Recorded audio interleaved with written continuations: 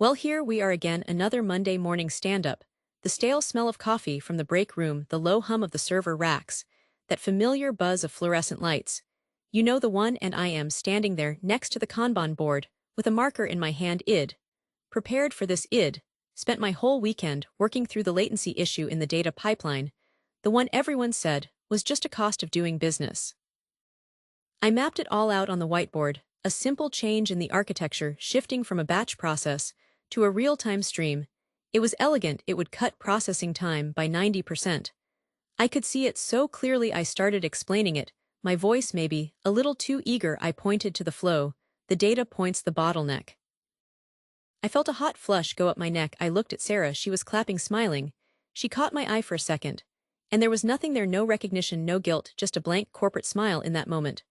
The last thread of hope I had for that place snapped. The frustration didn't turn into anger. It just evaporated, leaving behind a cold, clear certainty. I was wasting my life. I was building someone else's mediocre version of tomorrow with tools I knew were obsolete, while the real solution was sitting. Something else, she said. The prize wasn't just the money, it was a commitment from a coalition of the world's leading philanthropists to back our scaling plan, to help us bring this model to 100 communities, then 1,000, then a continent. It was the platform, it was validation on a global stage. I looked out at the audience, a sea of applauding faces, and I thought about the director who told me I was too ambitious. I thought about the panelist who called my idea exploitative. They weren't villains. They were just trapped in a system that rewarded caution over courage, that valued proven failure over unproven success. True innovation, the kind that actually changes the trajectory of people's lives, rarely comes from the center. It doesn't emerge from boardrooms that are focused on managing risk and pleasing donors. It comes from the edges. It comes from being knee-deep in the red dust, from seeing the problem not as a spreadsheet to be balanced, but as a person, a child named Aisha with dust on her eyelashes. It comes from the freedom of having nothing left to lose and everything to prove. The prize was just an accelerator. The real victory, the one that mattered, was already happening, tap by tap, village by village, long before anyone in a tuxedo ever heard our name. The hum of the server room was my constant companion, a low, monotonous drone of cooling fans and processing cycles. I was a maintenance engineer, basically, a glorified janitor for a data center. My job was to keep the beasts cool, swapping out fried power supplies and failed drives. It was honest work. But after 10 years, you start to see the patterns, the inefficiencies, the sheer staggering waste. The biggest problem was heat. These server racks would get so hot you could feel the air warp around them. The cooling system was a brute force approach: blast cold air from the floor vents, and hope for the best. Half the time the cold air would just shoot straight up to the ceiling, completely bypassing the hottest components at the back of the servers. We were essentially trying to air condition a warehouse by opening the front door and hoping the breeze reached the back. It was insane. We were fighting physics and losing. The electricity bill for the cooling alone was more than the payroll for my entire department. The idea didn't come in a flash of lightning. It was more of a slow, grinding realization. I was watching the thermal imaging camera on my monitor, seeing the red and orange hotspots bloom on the server racks. Despite the Arctic blast from below, the problem was the airflow. It was chaotic, undisciplined. It needed to be channeled, tamed. I started sketching on a napkin during my lunch break. What if you didn't fight the natural tendency of hot air to rise? What if you helped it? I imagined a simple shroud, a physical barrier made of a lightweight heat-resistant composite. It would attach directly to the server rack, creating a sealed chimney. The servers would pull in the cold air from the front, and the shroud would capture the hot exhaust from the back, guiding it straight up and away, preventing it from spilling back into the room and mixing with the intake air. It was so simple. It was just a tube, really a focused exhaust system. That weekend, I went to the local hardware store. I bought sheets of thin corrugated plastic, the kind they use for yard signs, some aluminum foil tape, a utility knife, a straight edge. My garage became my lab. I measured the exact dimensions of a standard server rack. I cut the plastic, scored it, folded it. It was crude. It looked like a giant rectangular paper airplane that hadn't been finished. But when I slid it onto a decommissioned rack I'd dragged home, it worked. I lit a small candle inside, right here in my head, being ignored. Shroud, and the smoke rose in a perfect tight column straight out the top. No turbulence, no spillage. The eureka moment wasn't a shout. It was the quiet, steady stream of smoke, moving exactly where I told it to go. I knew right then that I was onto something that could change everything. I spent the next 3 months refining it. I replaced the plastic with a proper fiberglass reinforced polymer. I designed a magnetic attachment system, so it could be installed in seconds, without tools. I built a dozen prototypes, each one a little better, a little stronger. I called it the Thermovector Shroud. I was so proud. I thought anyone who saw it would immediately understand its brilliance. I was so naive. My first stop was the annual Data Center Infrastructure Conference. I managed to get a pass and set up a small booth with my best prototype. The big players were there showing off their latest multimillion-dollar liquid cooling solutions. I was the guy with the cardboard Angelou model. A senior engineer from a major server manufacturer stopped by. He had a kind face, a head of gray hair, the look of someone who had seen it all. I launched into my pitch. I explained the chaotic airflow, the wasted energy, the simple elegance of the chimney effect. He listened, patiently nodding. Then he picked up my shroud. He tapped it. It made a hollow, cheap sound. "Son," he said, and that word alone felt like a pat on the head. "It's a nice thought, but it won't work." He launched into a lecture about boundary layer effects, about static pressure drops, about the fact that server fans aren't designed to pull against any kind of back pressure. You'll starve the servers of air. He concluded you'll cause more hot spots than you solve. And that material, it's a fire hazard waiting to happen. The UL listing alone would be a nightmare. Trust me, if it were this easy, we would have done it decades ago. He gave me a pitying smile and moved on. The next guy was less polite. He was a consultant, a hotshot, with a fancy suit. He didn't even let me finish. "You're violating basic principles." He scoffed. "You can't just corral air like that. It's a fluid. It needs to dissipate. This is like trying to put a lid on a pot of boiling water and expecting it to stay cool. Thermodynamics doesn't work that way. It's impossible." He actually laughed. "Good luck with that." I heard every variation. The cost of manufacturing and installing these on every rack would be prohibitive. Data centers won't accept a non-standard accessory. It's a solution looking for a problem. The wall of expert skepticism was absolute. It wasn't just disagreement, it was a fundamental dismissal of the very premise. I packed up my prototype and drove home, the echo of their laughter ringing in my ears. That was the lowest point. I almost threw the shroud in the trash. But then I got angry. Who were they to tell me what was impossible? I had seen the smoke test. I had the data from my crude garage experiments. They were talking theory. I had built something that worked. I decided to bypass them completely. I hired a patent attorney with my life savings. Explaining the idea to him was a challenge in itself. He wasn't an engineer. I had to break it down to its most basic components. A containment structure, an airflow guide, a means of attachment. We spent weeks drafting the claims, carefully defining the novelty. It wasn't just a box, it was a specific method of managing exhaust airflow in a high-density computing environment. The patent office was its own kind of battle. I walked back to my desk, my hands steady for the first time in months. I didn't rage quit. I opened a blank document and typed a very simple professional letter of resignation. No reasons given, just "I am resigning my position, effective immediately." I hit send. The sense of relief was immediate, like stepping out of a room that was suffocatingly loud into perfect quiet stillness. The fear was there, a cold knot in my stomach, but it was overshadowed by this clarity. Full of rejections and requests for clarification. But after 18 months of back and forth, of arguing with examiners who cited prior art that wasn't even close, the letter finally arrived. Notice of allowance. I held that piece of paper, and I cried. It was a validation. The United States government had officially declared that my idea was new, useful, and non-obvious. The experts could say it was impossible. All they wanted, the patent, was a legal fact that said otherwise. With the patent secured, I built a proper website. I posted a white paper with my test results, the thermal images showing a 20°C drop in ambient room temperature after installation. I listed the patent number prominently. It was a shot in the dark. I went back to my job, maintaining the servers, listening to the hum, wondering if that was all there would ever be. Then a year later, an email arrived. The sender domain was one of the biggest tech companies in the world. I was sure it was spam. The subject line was inquiry regarding U.S. Patent 9 XXXXXX. My heart stopped. It was from their head of intellectual property strategy. They had been doing a patent landscape analysis for a new hyper-efficient data center. Designed their search algorithms had flagged my patent. They were interested, could we schedule a call? The call was a blur, their lawyers and engineers were on the line, they asked pointed technical questions. But this time, it was different, they weren't skeptical, they were probing. They wanted to understand the limits, the tolerances, they saw the elegance immediately. They weren't fighting the idea, they were trying to fit it into their own architecture. A week later, a formal offer arrived in the mail. It wasn't an offer to buy the patent, it was a licensing agreement.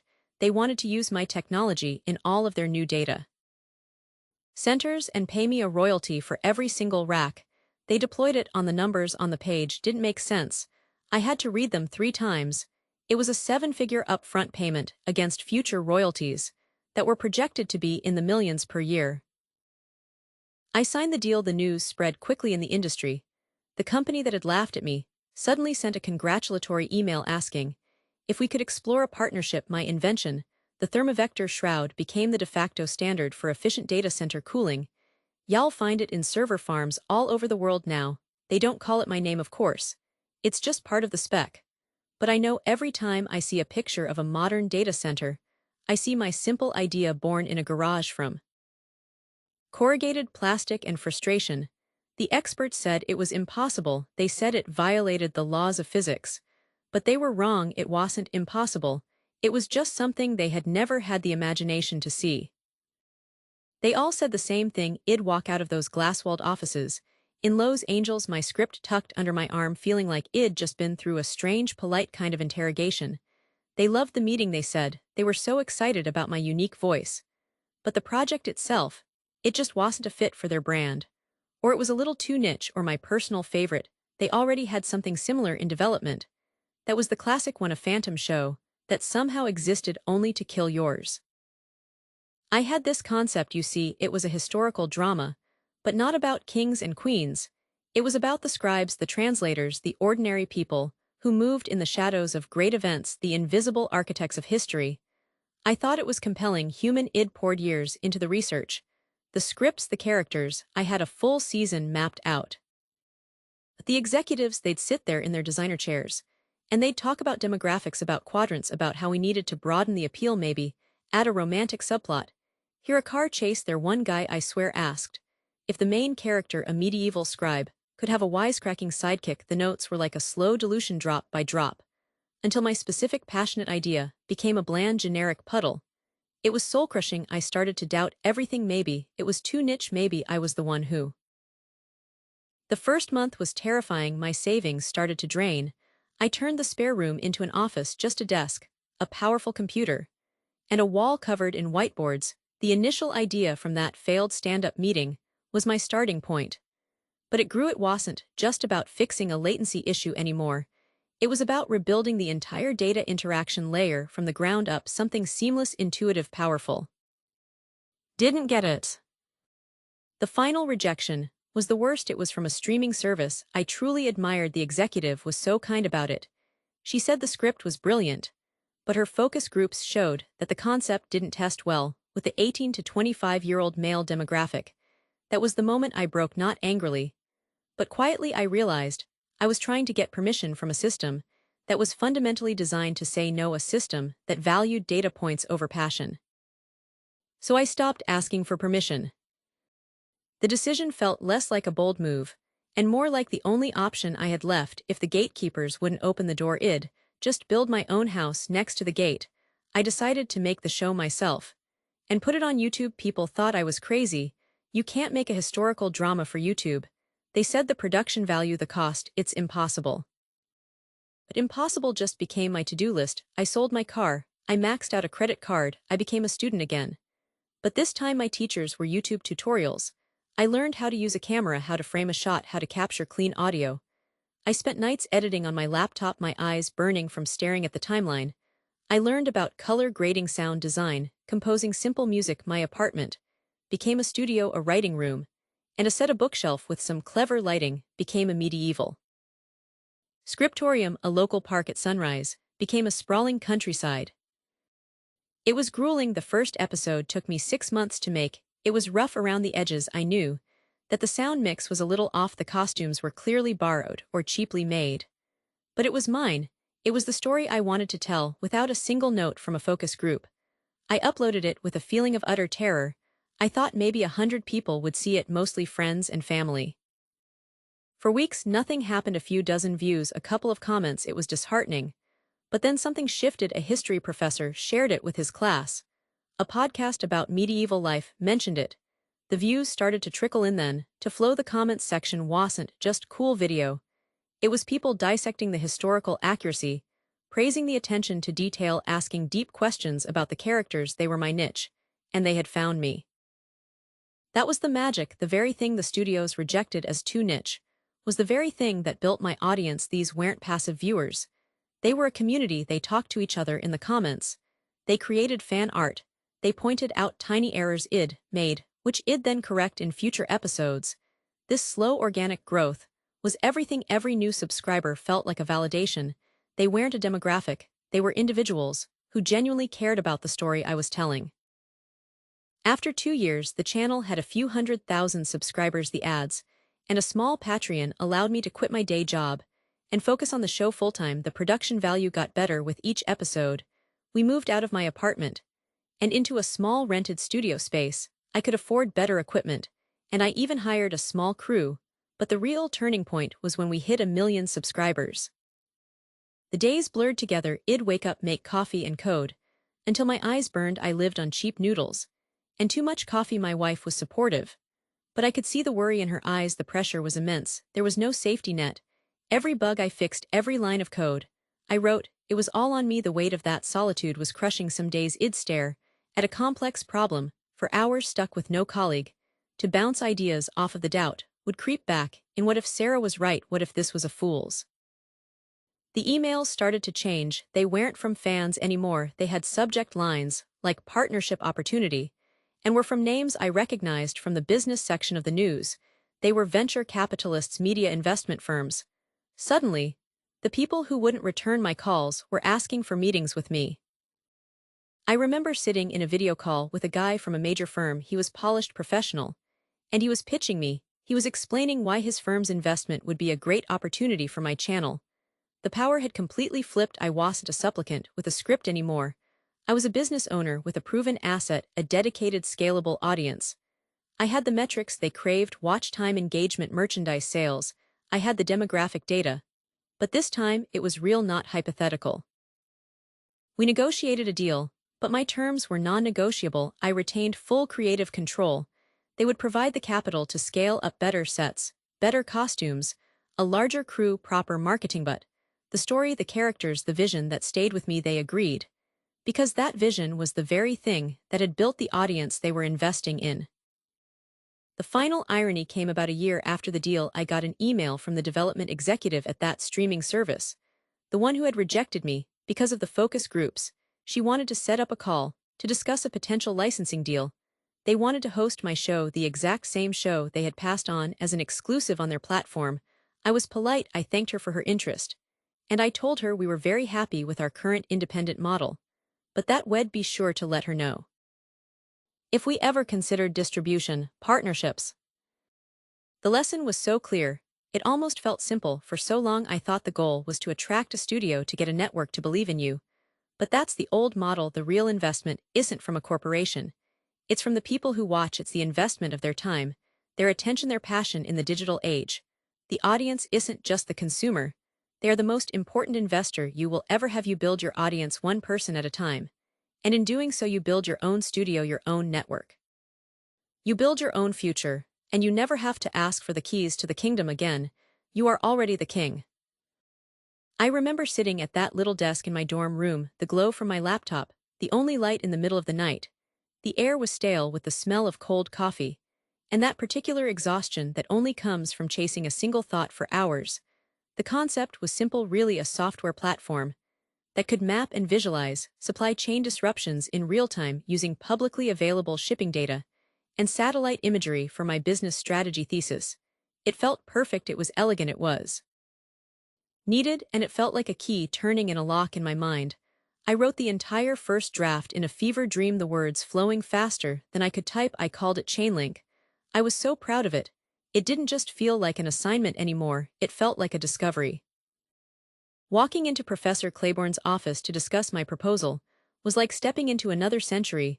The room smelled of old paper and pipe tobacco. Even though he didn't smoke, every surface was covered with towering stacks of journals and books, a fortress of established knowledge. He sat behind it all, peering over his spectacles. I handed him the paper, my heart thumping against my ribs. He took it, without a word, his eyes scanning the abstract. I saw his brow furrow. He flipped a few pages, his expression errand, but then I'd remember the feeling of being ignored, the sheer waste of it all, and I'd push through. The belief in the vision wasn't just a professional hunch anymore, it was a personal conviction. It was the only thing I had. Not changing then, he set it down with a soft thud. He said the idea was, and I remember the exact phrase, inherently commercial. He said it like it was a disease. He told me my assumptions were unrealistic, that I had a dearth of supporting academic literature, and that a thesis needed intellectual rigor, not just, as he put it, marketable daydreams. He suggested I pivot to a more traditional case study analysis of an existing company, something with a proper framework. I left his office feeling like I'd been deflated, the air sucked right out of me. The graded paper came back a week later, a C. The red pen marks were brutal in the margins, next to my most passionate explanations of the software's potential. He had simply written unsubstantiated, next to the proposed business model. Fanciful. The comments at the end were the worst. While the student demonstrates enthusiasm, the work lacks the scholarly depth required at this level. The focus on commercial application overshadows any meaningful academic contribution. I read it over and over. Sitting on the steps of the business school, my confidence didn't just take a hit, it shattered. Everyone else was getting A's for rehashing old theories, and I was being punished for trying to imagine something new. For a few days, I considered just doing what he said. It would be easier, safer. But the idea wouldn't leave me alone. It felt too right to be wrong. The turning point was the email, a university-wide announcement for the annual Innovation Challenge, a business plan competition with a cash prize, and entry into a summer incubator program. It felt like a sign, a direct challenge to Claiborne's entire worldview. This wasn't about footnotes and literature reviews. It was about the idea itself. I remember opening my laptop again, pulling up the scarred, red-inked document. Defiance is a powerful fuel. I started rewriting. But this time I wasn't writing for a professor, I was writing for a judge, for a potential user. I stripped out all the overly academic language, the attempts to sound scholarly. I focused on the problem, my solution, and why it mattered in the real world. Submitting that application felt like dropping a gauntlet. It was my quiet rebellion against the sea. The competition was a different universe. The judges were venture capitalists, local entrepreneurs, a few alumni who had actually built companies. Presenting to them was terrifying, but it was a different kind of fear. This wasn't about being judged on my adherence to rules. It was about convincing them of a possibility. I saw them leaning forward as I talked, asking sharp, practical questions about customer acquisition, about data sources, about scalability. They weren't looking for citations, they were looking for conviction. And for the first time since I'd had the idea, I felt it. I wasn't just defending a thesis. I was pitching a future. We won the top prize. The validation was dizzying. More importantly, we got a spot in the summer incubator. And that's where things really started to move. The incubator was like a boot camp for reality. My mentor there, Sarah, was a no-nonsense founder who had sold her own tech company. She looked at my detailed the cisternhead business plan and said, "Great, now throw most of it away. Let's build the simplest version that actually works." That's what led to the minimum viable product. It was crude, a single dashboard that tracked a handful of key shipping routes with alerts that were sometimes delayed. It was a shadow of my original vision, but it was real. People could touch it, use it. We got it into the hands of a few small import-export businesses, friends of friends. Their feedback was brutal and invaluable. They didn't care about the theory, they cared if it saved them time or money. We iterated, we changed things, we scrapped features, and added new ones based on what they actually needed. The classroom felt a million miles away. After 3 months, I had a working prototype. It was rough around the edges, but it worked. It was faster, cleaner, more elegant than anything I'd ever seen in my old company. The next step was the most daunting, finding someone to believe in it enough to pay for it. I had to enter the world of venture capital. Then came the first pitch, meeting with angel investors. I walked into a sleek glass-walled conference room, overlooking the city. No piles of books, no smell of old paper, just a large screen, and a group of people who looked like they hadn't slept much either. My palms were sweating. I launched into my pitch, and about 30 seconds in, one of them stopped me. Okay, stop. He said, the academic stuff is fine for context, but just show me the product, show me the traction you have with your test users, show me the numbers. So I did. I showed them the dashboard. I showed them the testimonials from the small businesses. I talked about the size of the market for supply chain visibility. Their questions were all about the future. How do you scale? What's your customer acquisition cost? What stops a big company from copying this? They weren't interested in why Professor Claiborne thought my assumptions were unrealistic. They were interested in whether my assumptions could make them a return. The meeting ended with a handshake and a promise to follow up. A week later, we had a term sheet for a seed funding round. The amount was more money than I had ever dreamed of. It wasn't a grade. It was a verdict. The market had spoken, and it had given me an A.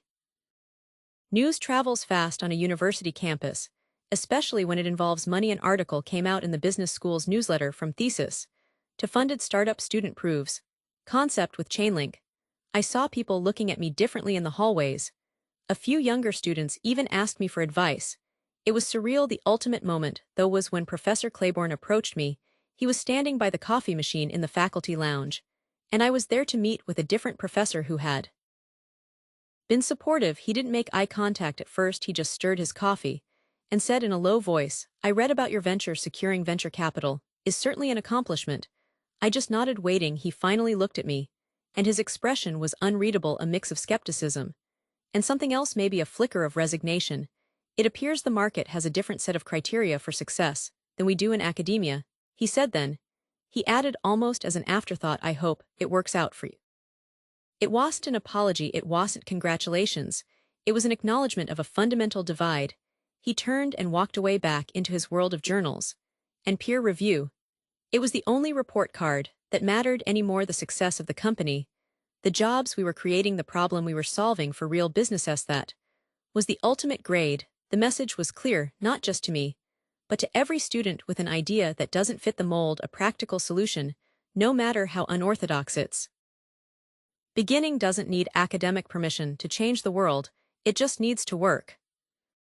I spent 12 years at Next Core Systems. It wasn't just a job, it felt like my life's work. I started in the mailroom, if you can believe that, worked my way up through customer support, then product management. I knew our software, our clients, our market better than anyone, and around year 8, I saw it, a flaw in the foundation, not a crack, but a fundamental design choice that was going to make us obsolete within a decade. Our entire platform was built around a monolithic architecture. It was like a massive, intricate clockwork, beautiful, complex. But if you needed to change one tiny gear, you had to stop the whole mechanism. Meanwhile, the world was moving toward microservices, agile modular systems. I saw our biggest clients starting to grumble about our lack of flexibility. I saw the smaller, nimbler competitors beginning to nip at our heels. So I started drafting what I called the Modularity Initiative. It wasn't a minor tweak. It was a complete rearchitecture of our flagship product, a painful, expensive, short-term nightmare for a long-term survival strategy.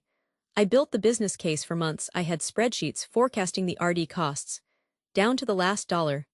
I had projections showing customer retention rates climbing by 30%. If we could offer this kind of flexibility, I interviewed our top 20 clients anonymously. And I remember my first pitch meeting. I put on the only suit I owned, the one I'd worn for my interview at the old job. I sat in a sleek, minimalist waiting room, overlooking the city. The contrast was jarring. This wasn't a beige conference room with a sticky table. This was glass and steel and quiet ambition. I was terrified. These people saw 100 pitches a week. They were sharks. I thought they'd see right through me. Their feedback was unanimous. They needed this, or they would eventually leave. My first pitch was to my direct boss, Sarah. She listened patiently, nodded in all the right places, and said it was ambitious. She took it to her director. The director said it was forward-thinking. It went up to the VP, who called it visionary. That was the first cycle praise. Then a quiet shelving, no budget allocated, no team assigned, just a nice bullet point in the quarterly all-hands meeting about our culture of innovation. I refused to let it die. I spent nights and weekends building a functional prototype, just a barebones version. but it proved the concept I could demonstrate in a live environment, how a new feature could be deployed in days. Instead of months, I scheduled another round of meetings. This time, I went to engineering. I showed the lead architect my code. He was impressed genuinely. But then he started talking about technical debt, about how our current codebase was a house of cards, and my plan was like trying to replace the foundation without the house collapsing. Valid concerns. But I had answers. I always had answers. I went to sales. I showed them the prototype and the client feedback. They saw the dollar signs immediately. They said this is a game changer. We could sell this. But then they asked about the timeline. When I said it would be an 18-month development cycle, with reduced new feature releases, their enthusiasm cooled. 18 months of telling clients to wait. Our competitors will eat us alive. They said they wanted the result, but they weren't willing to stomach the process. This became the pattern. The innovation theater would have brainstorming sessions, where everyone was encouraged to think big. We'd fill whiteboards with brilliant disruptive ideas. Then, when it came time to allocate resources, the conversation always shifted back to the quarterly roadmap, back to the safe incremental updates that wouldn't rock the boat. My initiative was the elephant in the room, too big to ignore, too expensive to touch. It was praised in meetings, featured in internal newsletters, but it was never given the green light. It was like having a blueprint for a lifeboat and trying to convince the captain of the Titanic to start building it while the band was still playing. The turning point was the Q4 strategic planning offsite. I was invited to present the modularity initiative to the C-suite. This was it, the big one. I prepared for weeks. I had my deck, my prototype, my client testimonials, my financial models. I presented for an hour. The CEO, David, sat silently. When I finished, he leaned back and said, "This is exceptional work, truly. It shows deep commitment to the company's future." My heart soared. Then he continued, "But a project of this scale, it carries significant risk. Our shareholders expect stability. Perhaps we can form a committee to explore a phased approach, maybe starting with a smaller non-core product line." A committee, a phased approach. That was the death knell. I looked around the room at the nodding faces. The CFO was nodding. Because a committee meant no big capital expenditure this quarter. The head of engineering was nodding. Because a phased approach meant he wouldn't have to reorganize his entire department.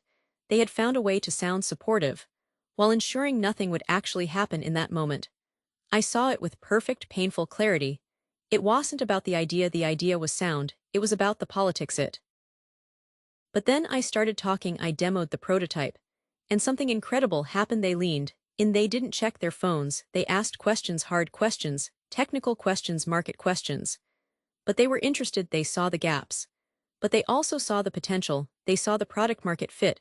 I was talking about it was the exact opposite of every meeting at my old job there. I was an employee with an inconvenient idea. Here I was a founder with a solution. The dynamic was fundamentally was about risk aversion. It was about protecting their own territories, their own budgets, their own comfortable legacies. The company was a supertanker, and I was in a speedboat trying to convince the captain to make a sharp turn. He admired the speedboat, but he wasn't going to abandon the ship. I drove home from that offsite in silence. The feeling wasn't anger, not yet. It was a profound, bone-deep exhaustion. I had poured my intellect, my passion, my loyalty into this company for years. I had fought the good fight, and I had lost, not because I was wrong, but because the system was designed to reject anything that truly challenged it. The courage to innovate had been bureaucratized out of existence. The decision to leave didn't come in a dramatic flash. It was a quiet certainty that settled over me. During the following week, I was sitting at my desk, looking at the prototype. I had built this elegant, powerful piece of software that represented the future trapped on my laptop, and I realized it deserved to live. It deserved a chance. And the only way to give it that chance was to take it somewhere it could be loved, somewhere it could be the main event, not a distracting side. Writing the resignation letter was the hardest part, not the typing, but the finality of it. I was giving up a great salary, excellent benefits, a position of respect. I was jumping without a net. But the alternative is staying, watching the company slowly bleed, clients being forced to work on minor updates I knew were futile, felt like a slower, more painful death. I handed the letter to Sarah. She was shocked. She offered me a raise, a promotion, a new title. "What if we make you director of innovation?" she said. Almost laughed. It was the most corporate response possible. Create a title for the problem so you don't have to solve it. The exit interview with HR was surreal. They asked the standard questions about my reasons for leaving. I decided to be brutally honest. I said I am leaving to build the modularity initiative, the product that this company needs, but is too afraid to build. The HR woman just typed my response into her system. I doubt it even registered as anything more than a data point on my last day. As I cleared out my desk, a few colleagues came by. They whispered, "You're so brave. I wish I could do what you're doing." Their admiration was tinged with pity. They thought I was crazy. The first 6 months on my own were terrifying. My savings dwindled faster than I'd anticipated. I worked from my garage. The silence was deafening after years of office noise. There was no committee to blame, no bureaucracy to hide behind. Every decision, every mistake was mine alone. But there was also an incredible sense of freedom. I could move at lightning speed. If I needed to change a feature, I just coded it. If I had an idea at 2 a.m., I got up and worked on it. I was building a product. I called it Corey. It was the essence of my original idea, stripped of all compromise. I hired 2 engineers I'd worked with at NextCore, people who believed in the vision and were also tired of the stagnation. We were a tiny team, but we were focused. We had a clear goal: build the most agile, client-centric platform on the market. We didn't have to worry about integrating with NextCore's legacy systems. We could build on modern cloud-native infrastructure from the ground up, the very thing the architects at NextCore feared. The clean slate was our greatest advantage. Different, they weren't looking for reasons to say no, they were looking for the one reason to say yes. About a year in, we launched our beta to a handful of small clients. The feedback was incredible. They loved the flexibility. The speed. Word started to get out. I'd get emails from old contacts in the industry asking about that project you left NextCore for. Then the trade publications picked up on it. We were mentioned as a new disruptive player to watch. That's when the tone from my former employer changed. The indifference turned to curiosity, then to concern. I started seeing Corey mentioned in NextCore's internal competitive intelligence reports that old colleagues would sneak to me. Then we landed our first major client, a huge one, a client that had been with NextCore for 15 years. They left because NextCore couldn't offer them the customization they needed. The day that deal was signed, my phone buzzed. It was a text from an old friend on the sales team at NextCore. It just said, "Heads up, the sky is falling over here. David is furious." The call came about a week later. It was David's executive assistant, Mr. Thorne. "David would like to schedule a call with you. Are you available tomorrow?"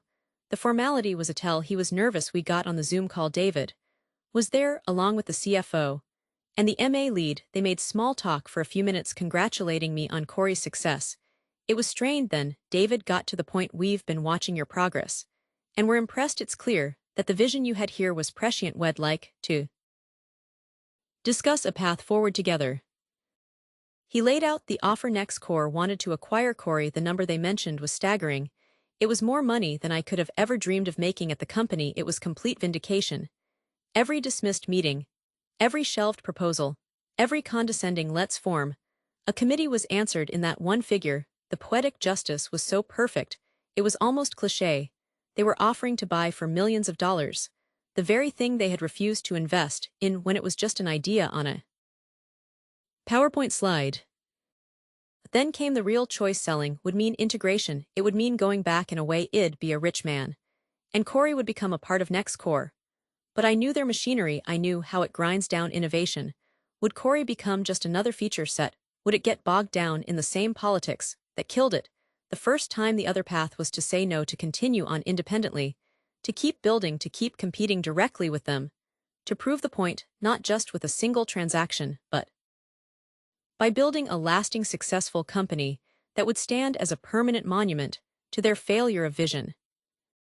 I looked at David on the screen. He was trying to look confident, but I could see the tension around his eyes. He needed this. His company was bleeding, and my solution was the only tourniquet left. I thought about my team in the garage.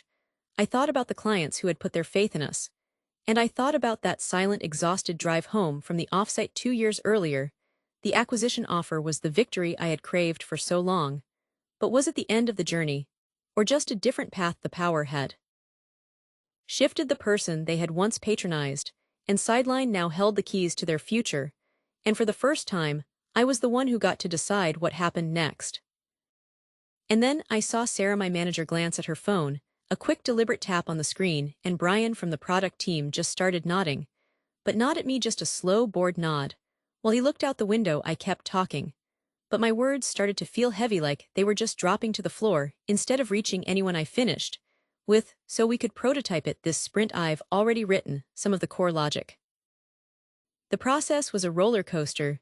There were rejections, of course. Some investors didn't get it, some thought the market was too crowded. But each no was a data point, not a dismissal. I refined the pitch. I focused the narrative. I learned to talk less about the technical architecture and more about the problem it solved for real businesses. Then came the meeting with Aquila Ventures. It was my last scheduled pitch of the month. I was tired, my voice was hoarse, I almost canceled. But I went. The partner, a woman named Anya, had a reputation for being brutally sharp. I went through my spiel. She was quiet, just watching, taking a note or two. When I finished, she didn't smile. She just said, "Walk me through your scalability plan again. What happens when you have 10,000 concurrent users?" We talked for an hour. It was less a pitch and more a deep technical discussion. She challenged every assumption, but in a way that felt collaborative, like she was trying to help me see the whole board. At the end, she stood up, shook my hand, and said, "Send the follow-up to my assistant, we'll be in touch." It was neutral. I left feeling drained, certain I'd blown it. 2 weeks later, I was wrestling with a particularly nasty bug. In the authentication service, my phone rang.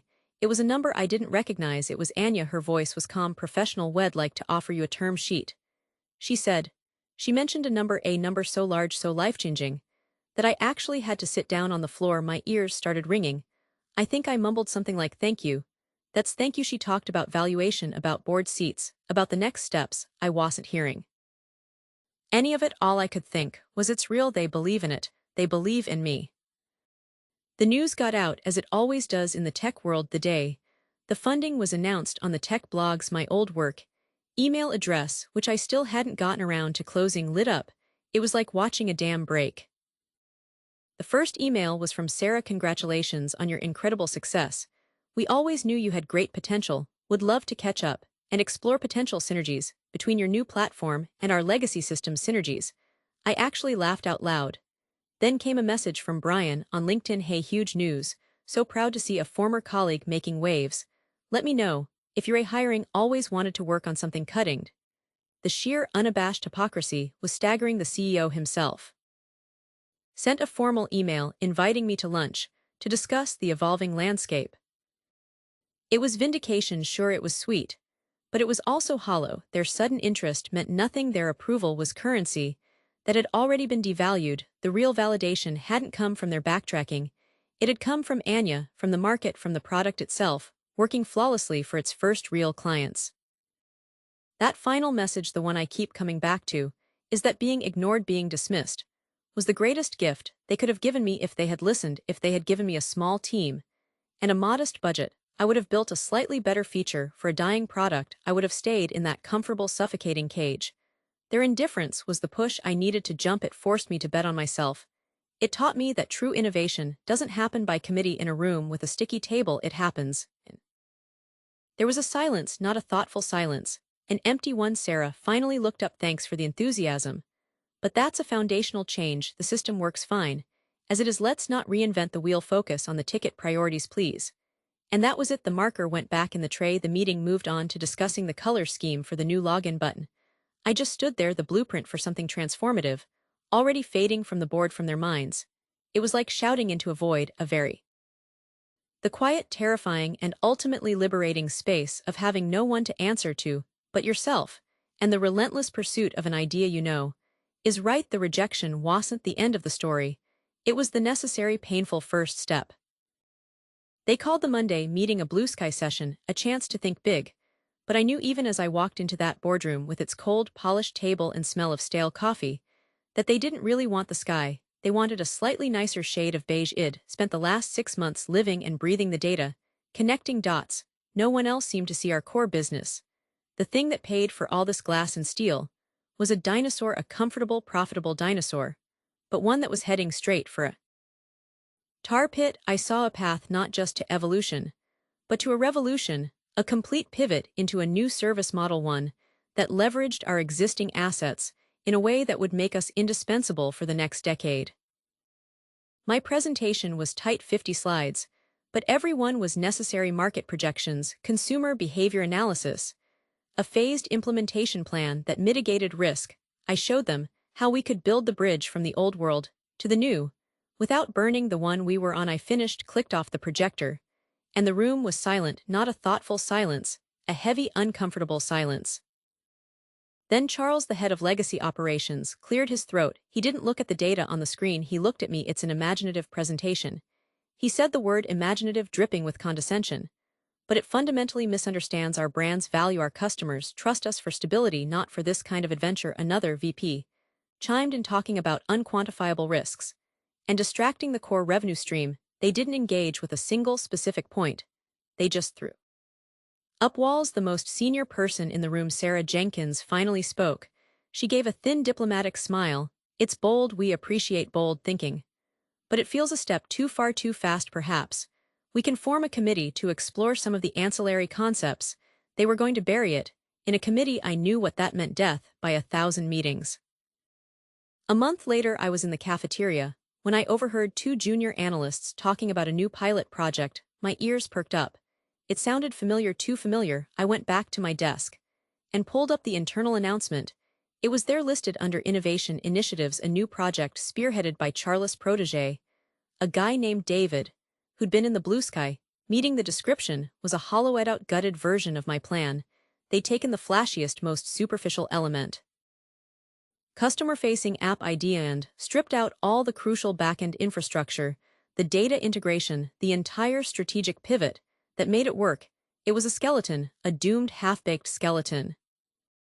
I went to David's office. I tried to be calm. Professional David, I saw the pilot. It's interesting. It seems to share some DNA with the proposal I presented. He didn't even look up from his monitor. All ideas are in the ether, aren't they? He said with a shrug. We're just exploring a market opportunity. I pushed a little harder. The data models, you're using the phased approach. It's directly from my deck. That's when he looked at me, his face hardening. I think you're confusing collaboration with ownership. This is a company-wide effort. You should be careful about making accusations. It comes across as territorial, not a good look. Beige corporate void. The next day I was called into HR. Sarah Jenkins was there along with a woman from legal. Id never met. They were polite, chillingly. So they said there had been concerns raised about my ability to integrate into the team dynamic, that my passion for my ideas was being perceived as an unwillingness to collaborate. They called it feedback. I called it what it was: a warning, a reprimand, for having the audacity to point out that my work had been stolen and bastardized. They told me I needed to focus on my assigned duties and be a team player. I left that room feeling hollowed out. The betrayal wasn't just about the idea. It was the gaslighting, the insistence that I was the problem for seeing the theft clearly.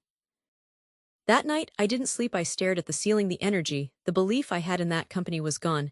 It had been poisoned. I couldn't sit at my desk and watch David's pathetic pilot inevitably fail, while they all nodded and said, "See, we told you it was too risky." I couldn't be a part of that narrative, so I quit. No fanfare. I cleaned out my desk, handed in my badge, and walked out of the building for the last time. It felt less like a resignation and more like an escape.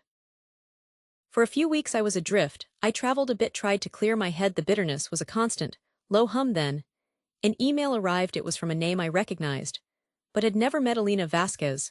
The subject line was simple: your presentation. My heart jumped into my throat. Alina was the CEO of Axiom, our most agile, most feared competitor. The email was brief. She said she'd heard through the industry grapevine about my departure and the circumstances surrounding it. She asked if I'd be willing to have a coffee. A week later, I was sitting across from her in a quiet hotel lounge. She was nothing like our executives, sharp, direct, with a focused energy. I want to see the real deck, she said, skipping the small talk. The one you presented before they watered it down. I've heard rumors about its scope. I want to know if the rumors are true. I had a copy on a thumb drive. I slid it across the table. She plugged it into her laptop and scrolled through the slides in silence for 10 minutes. Then she looked up and her eyes were blazing. This is it, she said. This is the shift. This is what we've been trying to piece together for a year. They were idiots to let you go. The meeting she set up at Axiom was a surreal inversion of my previous experience. Instead of a boardroom, it was a brainstorm space with whiteboard walls. Instead of a dozen skeptical faces, It was Alina, and her 3 key lieutenants. They fired questions at me. But they were the right kind of questions. How do we solve the latency issue in Phase 2? What's the biggest vulnerability in the data migration? They weren't looking for reasons to say no. They were looking for the blueprint to say yes at the end of 2 hours. Alina stood up. Okay. We're doing this. I am creating a new division. Y'all lead it. Y'all have a direct line to me. And a budget to build the team you need. Let's go build this thing properly. The next 18 months were a blur of the most intense, rewarding work of my life. We hired brilliant people. We built the platform exactly as it envisioned it, with all the robust architecture my old company had deemed too expensive. We moved fast. But we built it right. The launch day was quiet, almost anticlimactic. We just flipped the switch. But the market response wasn't quiet. It was a thunderclap. Industry blogs went crazy. Analysts scrambled to write reports. Our first major client. This wasn't the first time. It was the pattern. The email I sent to the CTO outlining a potential security vulnerability. It discovered it got a one-line reply from his assistant noted, please follow established protocol. The presentation I made for the quarterly innovation day, where I proposed a new machine learning model to predict user churn, the head of data called it academically interesting, but not aligned with current strategic goals. I'd watch my ideas get buried in meeting notes. And then signed on. Then another. The value proposition was so clear, so obvious in hindsight. The first quarterly reports came out. My former employer's stock took a noticeable dip. A major financial news channel did a segment on industry disruptors. They led with Axiom's new platform. The analyst on the panel, a respected woman I'd once pitched to no avail, said it's a textbook case of corporate myopia. The plan was presented to their main competitor over a year ago in near identical detail. They dismissed it as too radical. Now they're playing catch-up in a market Axiom effectively created. She didn't say my name, but she didn't have to. Everyone in the industry knew. I didn't feel the triumphant glee I thought I would watching the news clip. I felt a calm, deep sense of vindication. It wasn't about schadenfreude. It was about the idea itself being proven right. The market was the only judge that mattered, and it had rendered its verdict. The most satisfying moment was yet to come. We hosted an industry conference, hundreds of people. I was giving the keynote on the main stage. As I walked out into the bright lights, I looked out at the audience, and there in the third row sat Charles and Sarah Jenkins, from my old company. They had come to see the phenomenon for themselves. They looked old, tired. I delivered my speech. I talked about the future, about the new landscape. I never mentioned my past or them. I didn't need to. Their presence in the audience, forced to listen to me explain the success of the very thing they had rejected, was a more powerful statement than any insult I could have crafted afterward. As the crowd mingled, Sarah Jenkins approached me.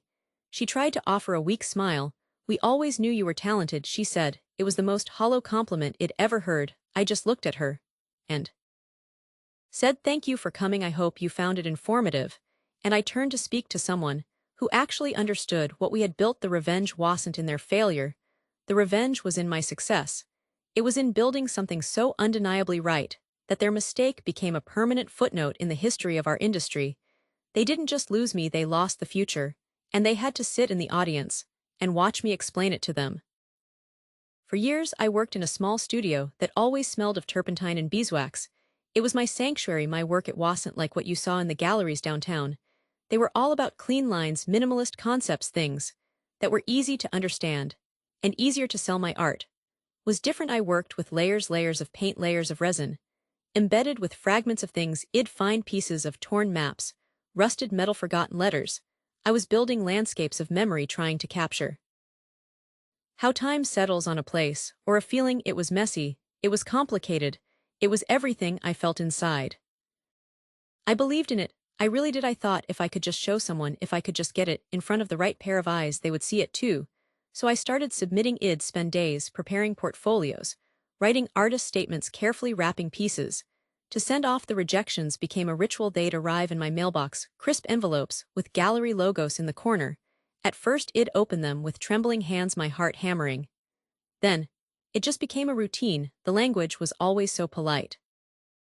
Months later, I'd hear someone with a louder title present a diluted version of the same concept as their own brilliant insight. The credit never stuck to me. I was just the source code, the raw data, not the person who interpreted it. So sterile. While we admire your technical skill, the work does not fit our current programming, or the selection committee felt the aesthetic was not a cohesive fit for our audience. My favorite was, we encourage you to continue developing your unique voice. It was a kind way of saying please go away. I started visiting the galleries that rejected me. I'd walk through their white spacious rooms, looking at the art. They did choose, it was fine, it was competent. But it had no soul, it didn't ask any questions, it just existed. I'd stand there in my paint-stained jeans, feeling like a ghost. The gallery owners would glance at me, their smiles not quite reaching their eyes. I could feel their judgment. They saw the desperation, the hope that hadn't quite been extinguished. Yet they'd say things like, have you considered working in a more contemporary style, something with more pop culture relevance, or collectors are really responding to digital media right now. It was constant pressure to become someone else, to sand down the rough, unique edges of what I made until it was smooth and bland and saleable. The financial strain was a constant low hum of anxiety. Canvas paint resinate. All costs money. I took a job framing prints at a local shop. I'd spend my days putting beautiful mass-produced images behind glass for other people. Then go home to my studio and try to create something real. My hands would ache. There were months when choosing between a new tube of cadmium red and a decent grocery run was a serious calculation. My partner Alex never once complained. He'd bring me coffee in the studio late at night and just sit quietly, not saying a word. He'd look at my newest piece, a chaotic swirl of color and texture that probably looked like a mess to anyone else, and he'd just nod and say, it's getting there, I can feel it. He was my anchor. But even an anchor can't stop the storm from raging around you. The doubt started to creep in. It wasn't a loud voice. It was a whisper in the quiet moments. Lying awake at 3 in the morning, listening to the hum of the refrigerator, the whisper would say, they're right, it's not good, it's just messy, you're wasting your life. I started looking at help-wanted ads. I thought about applying for a manager position at the framing shop. It would have been a solid job, a steady paycheck. I could have painted on the weekends. As a hobby, the thought felt like a betrayal, a slow, suffocating death. The lowest point was a Tuesday afternoon. I got 3 rejection emails in the span of an hour. The last one was from a tiny nonprofit gallery I really thought would get it. I remember staring at the screen, the words blurring. I walked into my studio and looked at the painting I'd been working on for 2 months. It was a large piece meant to evoke the feeling of a city changing over decades. To me, it was full of history and ghosts. In that moment, all I saw was a useless, expensive piece of junk. I picked up palette knife, my hand shaking. I wanted to scrape it all off, to destroy it. I stood there for what felt like an hour, the cold metal in my hand. I couldn't do it. I just slumped to the floor and cried. I was ready to quit. I had given everything, and the world had calmly, politely told me it wasn't enough. A week later I was still numb, but Alex convinced me to participate in a small open studio tour in our neighborhood. It was hardly a prestigious event, mostly friends and curious neighbors walking through drinking cheap wine. I almost didn't bother, but I had promised I put out a few smaller, older pieces, not expecting anything. A man I didn't recognize spent a long time in front of one of my works, a piece called Erosion. He didn't say much, just really looked. He asked me one question about the resin technique, nodded, and left. I thought nothing of it. It was just another person passing through. You start to question everything. Maybe my ideas were bad, maybe I was just naive, maybe I didn't communicate them right. My desk was in the corner, and I started to feel like I was physically fading into the walls. I'd go home, and my wife would ask how my day was, and I'd just say fine. There was nothing to report. I was a ghost in the machine, pushing against walls that didn't even acknowledge the pressure. 2 days later, my phone rang. The voice on the other end was calm, professional. He said he was an advisor to a private collector. He said the collector had seen a photo of my work from the studio tour and was intrigued. He asked if he could come see the rest of my portfolio. I was suspicious. It felt like a prank. But he came, a man in an impeccably tailored but understated suit. He moved through my cluttered studio with a quiet reverence. He didn't say things were interesting or unique. He asked specific, intelligent questions about my process, my influences. He understood the references I was making. He spent over 2 hours there, just looking, absorbing. Before he left, he said, "Thank you. This is a remarkable body of work. You have a singular vision." The call came a week later. The collector himself wanted to acquire my entire collection, not just a piece or two, everything I had finished in the studio. He wanted to make a significant investment in my career.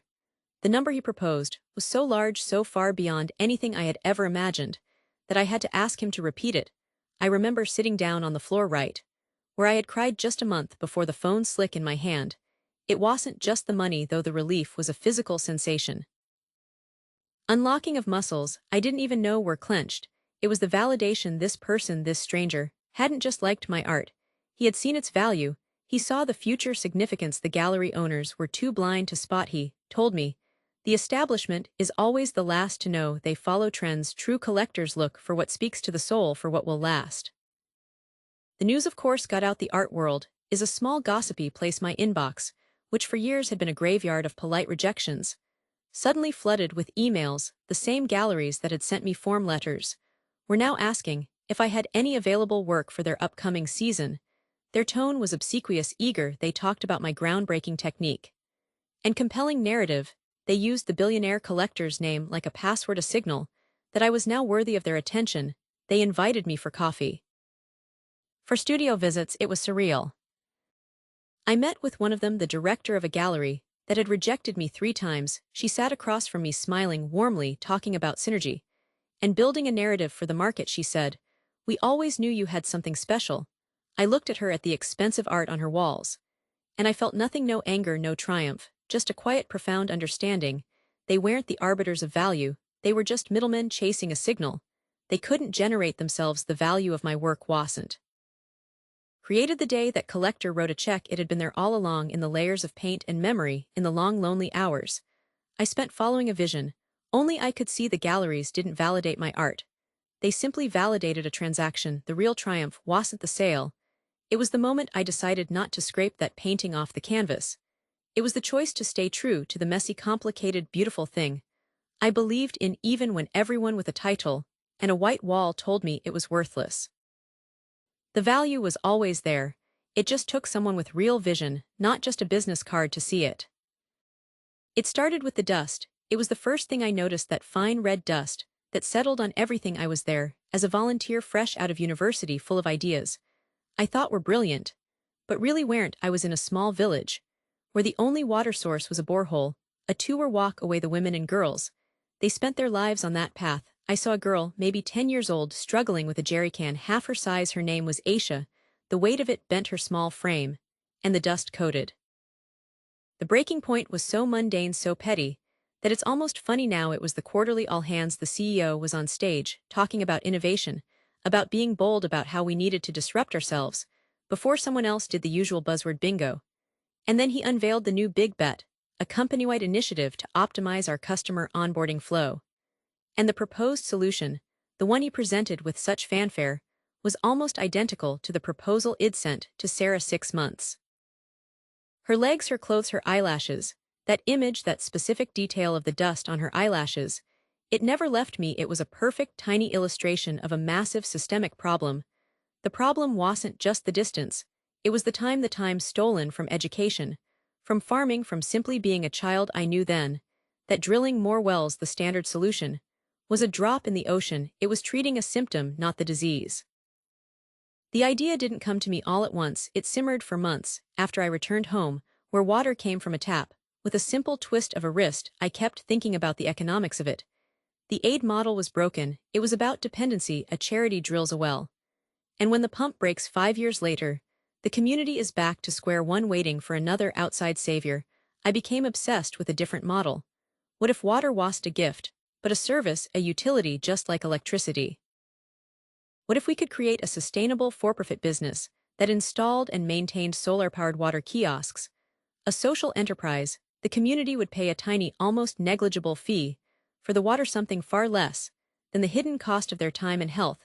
That small fee would cover the maintenance, the salaries of local operators, and the slow, deliberate expansion to the next village. It wasn't charity, it was infrastructure. It was a system designed to last, to scale, to eventually run without me or any other outsider. I mapped it all out, the finances, the technology, the community engagement plan. I thought it was elegant. I thought it was undeniable. My first meeting was with the director of a large, respected foundation. I wore my only suit. I had my beautifully designed pitch deck. I talked about market-based solutions, about sustainable development goals, about creating a self-perpetuating cycle of improvement. He listened patiently, a slight smile on his face. When I finished, he leaned back in his expensive leather chair. He said it was a very creative idea, a noble thought.